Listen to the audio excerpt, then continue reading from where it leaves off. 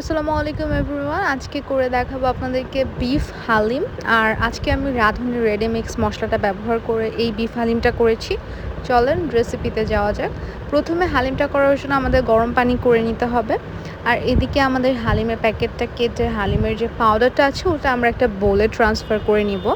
হালিমটা বানানোর জন্য আমরা নিয়ে নিয়েছি বিফ, সাথে নিয়েছি পেঁয়াজ কুচি, বেশ কিছুটা পরিমাণ পেঁয়াজ কুচি লাগবে আমাদের। আমরা এখানে পেঁয়াজ কুচি নিয়েছি প্রায় হাফ কাপের মতন। আর সাথে এখানে যাচ্ছে আমাদের ডেকোরেশনের জন্য কাঁচামরিচ, শসা এবং যাচ্ছে লেবু। এর আগেও আমি রাঁধুনি হালিম মিক্স ব্যবহার করেছি। এটাতে দুইটা প্যাকেট থাকে, একটা ছোট এবং একটা বড়, যেটার ভিতরে মূলত ডালের পাউডারগুলো থাকে। ওইটা আমরা একটা বলে নিয়ে তাতে গরম পানি অ্যাড করে দিব। আর এটাকে মিশাতে থাকবো, কোনো ধরনের লাম্পস যেন না থাকে। খুব বেশি পরিমাণ পানি কিন্তু এখানে অ্যাড করতে হবে, যাতে আমাদের এই হালিমের পাউডারটা একটু সফট হয়ে যেতে পারে, একটু হালিমটা পারফেক্টলি কুক হতে পারে। দেখতেই পাচ্ছেন টেক্সচারটা ঠিক এমন হবে। আর এবার আমরা বিফের প্রসেসিংয়ে চলে যাব। আর বিফের জন্য আমরা এখানে মশলা প্রিপেয়ার করে নিচ্ছি। দেখতে পাচ্ছেন এখানে নিয়েছি আমি আদা এবং নিয়েছি রসুন। এতগুলো আদা এবং রসুন যদিও আমাদের লাগবে না, আমরা আসলে একেবারে রান্না করার জন্য ব্লেন্ড করছি। বাট এই জিনিসটা কিন্তু আমাদের বিফে অ্যাড করতেই হবে। একটু পানি দিয়ে ব্লেন্ড করে নিব। ব্লেন্ড করার পরে এই হচ্ছে আমাদের টেক্সচার। আর এখন আমরা চলে যাব মাংস রান্না করতে। রান্না করার জন্য একটা কড়াইয়ে আমরা তেল দিয়ে দিব। বেশিরভাগ সময় আমি এই কড়াইটাই ইউজ করি, কারণ এটা একটু অয়েলি থাকে অ্যান্ড তলাতে লেগে যায় না। আর এই ধরনের কড়াইয়ে হালিমগুলো রান্না করলে, যে কোনো জিনিস রান্না করলে না আমার কাছে কমফোর্ট মনে হয়, এটার জন্য আমি করি। তো কড়াইয়ে তেল দিয়ে দিয়েছি, তেলটা গরম হতে থাকছিল, তার মাঝে দিয়ে দিলাম পেঁয়াজ কুচি। যতগুলো পেঁয়াজ আমি কেটে নিয়েছিলাম ততগুলো পেঁয়াজ আমি দিয়ে ভেজে নিলাম। পেঁয়াজটা কালার চেঞ্জ করছিল এবং কিছুটা ফ্রাইও হয়ে গিয়েছিল, সফট হয়ে গিয়েছিল। ওই পর্যায়ে আমি দিয়ে দিলাম বিফ। তো আমি এখানে 1-2 মিনিটের মতন পেঁয়াজের সাথে বিফটাকেও ভেজে নিয়েছিলাম। সাথে এখন অ্যাড করে দিলাম জিরার পেস্ট। আম্মু যেহেতু জিরা পেস্ট করে রাখে, তো আমার পেস্টই ব্যবহার করতে হয়। তারপর এখানে দিয়ে দিচ্ছি 1 টেবিল চামচ আদা রসুনের পেস্ট। অনবরত একটু নেড়ে চেড়ে দিব।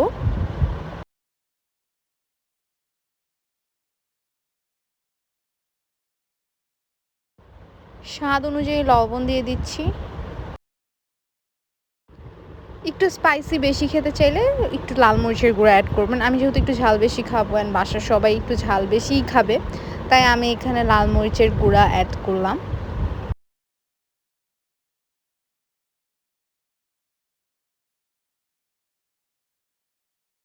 তো এবার আমরা হালিম মিক্সের সাথে যে মশলাটা ছিল ওইটা আমাদের বিফে অ্যাড করব। বাট তার আগে যেটা করছি, একটুখানি হালিম মিক্সের মশলা আমি উঠিয়ে রাখছি।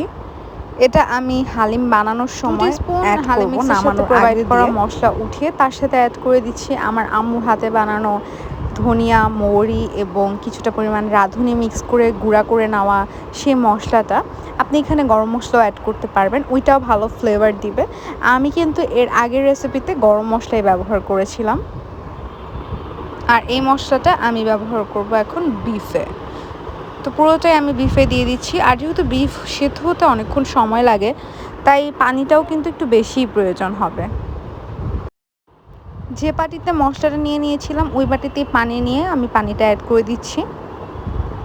যেহেতু বিফ সেদ্ধ হতে অনেকক্ষণ পর্যন্ত সময় লাগে, তো আমরা বিফটাকে সেদ্ধ হওয়ার জন্য টাইম দিব।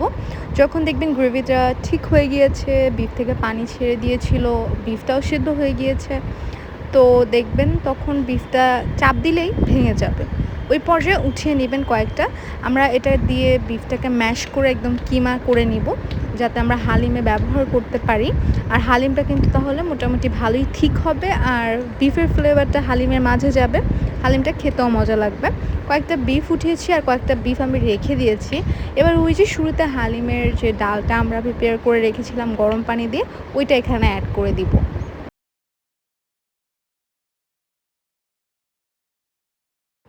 সাথে অ্যাড করে দিব মন মতন গরম পানি। তো আমি আজকে যেহেতু এই হালিমটা একটু ওয়াটারি রাখবো, খুব বেশি থিক করব না, তাই বেশ কিছুটা পরিমাণ পানি আমি এখানে অ্যাড করে দিব। আর পাশাপাশি এখন মাংসটাকে আমি ম্যাশ করে নিচ্ছি।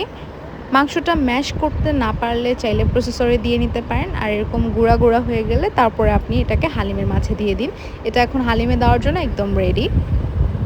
দেখবেন এই প্রসেসটা ফলো করলে হালিমের ফ্লেভার চেঞ্জ হয়ে যাবে, হালিম খেতে অনেক বেশি মজা হবে, আর হালিমের টেস্টটা না অনেক ডিফারেন্ট আসবে। তো এইটা আপনারা ট্রাই করে দেখতে পারেন।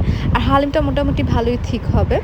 আর যেহেতু আজকে আমি একটু থিক রাখবো না, খুব একটু ওয়াটারি কনসিস্টেন্সি রাখবো, তাই পানিটা একটু বেশি অ্যাড করেছি। এবারে যে মশলাটা রেডি করে রেখেছিলাম আলাদা করে, ওই মশলাটা অ্যাড করে দিলাম। এটা আবার আমরা হালিমের উপরে দিব, আপনাদেরকে বলেছিলাম যে হালিমটা যখন আমরা রান্না করব হালিমটা দিয়ে দিব, তখন আমরা এটা অ্যাড করব। এবারে হালিমের ফ্লেভার আরও এনহ্যান্স করার জন্য আমরা এখানে একটা স্পেশাল প্রসেস ফলো করছি। সেটা হচ্ছে আমরা এখানে রসুন কেটে নিয়েছি, আর সাথে আমরা এখানে শুকনো মরিচ ইউজ করব। এই তেল আর এই রসুনের ফ্লেভার, মরিচের ফ্লেভার একত্রিত হয়ে আপনার হালিমকে এত বেশি টেস্টি করবে। আপনার হালিম আপনি নর্মালি যেভাবে খেতেন তার থেকে দ্বিগুণ মজা হবে এই প্রসেসটা ফলো করলে। যখন দেখবেন রসুনগুলোর কালার চেঞ্জ হয়ে গিয়েছে, একটু ব্রাউন ব্রাউন হয়ে গিয়েছে, তখন দিয়ে দিবেন। অর্ধেকটা তেলও দিয়ে দিতে পারেন চাইলে, যে তেলটা রয়েছে, তবে আমি এখানে তেলটা দিচ্ছি না, দিলে কিন্তু আরও ফ্লেভার পাবেন। আর যেহেতু আমি তেল একটু কমই খেতে পছন্দ করি, তাই তেলটা এখানে একটু কমই অ্যাড করলাম। তারপরে হালিমটা সার্ভ করে নিচ্ছি, যেহেতু আমি একটু ওয়াটারি কনসিস্টেন্সি রাখবো, ঠিক করব না। এবারে এর উপরে দিয়ে দিব মাংস, যেগুলো যে তুলে রেখেছিলাম আমি, সেই মাংস দিয়ে দিলাম। দিয়ে দিব লেবু ডেকোরেশনের জন্য ইউজ করব, আমি আপনাদেরকে বলেছিলাম।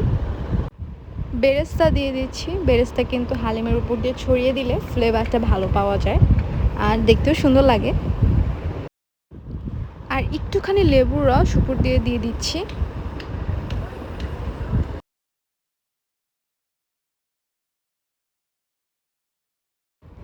কাঁচামরিচ কেটে নিয়েছি, কাঁচামরিচও ছড়িয়ে দিচ্ছি। কাঁচামরিচ কিন্তু হালিমের সাথে খেতে খুবই ভালো লাগে, তাই এটাও অ্যাড করবেন। ডেকোরেশনও হয়ে যাবে, পাশাপাশি খাওয়াও হয়ে যাবে। এবার দিচ্ছি শসা একটু লম্বাটে করে মোটা করেই কেটে নিয়েছি আমি। একটু কুচি করে কেটে নিতে পারেন আপনারা চাইলে, বাট আমি একটু মোটা করেই কেটেছি আজকে, একটু ডিফারেন্ট ডেকোরেশন করার জন্য। And that's the final look. আশা করছি আজকের হালিমের রেসিপিটা আপনাদের কাছে অনেক ভালো লেগেছে। বাড়িতে অবশ্যই ট্রাই করবেন, যদিও আমি জানি হালিম অনেকেই বানাতে পারেন। আর আজকের মতন এখানেই বিদায় নিচ্ছি। আল্লাহ হাফেজ।